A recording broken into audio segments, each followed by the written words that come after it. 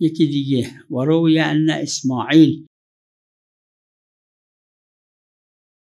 كانت اغنامه تسعى بشط الفرات. چند تا اغنام داشت، اینجا سعی میکردن، یعنی اینجا حرکت میکردن. ولم تشرب الماء ایاما، آب فرات بود، چند روز این گوسفندا قطره آب نخورد.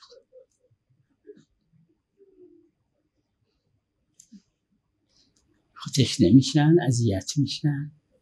اینجا امام حسین علیه السلام کشته میشن، این اغنام هم باید اختیاراً اذیت بشه. ولم تشرب الماء ایاما کانت فی کربلا، مثل که دکتر رد میشده وقت تو این زمین یه چند روزی این اغنام بودن. فنزل جبرائیل و قال سل اغنامک. اسماعیل پرسید از جبرئیل چیه قضیه، چی شده، چرا اینا آب نمیخورن؟ گفت از خودشون بپرس.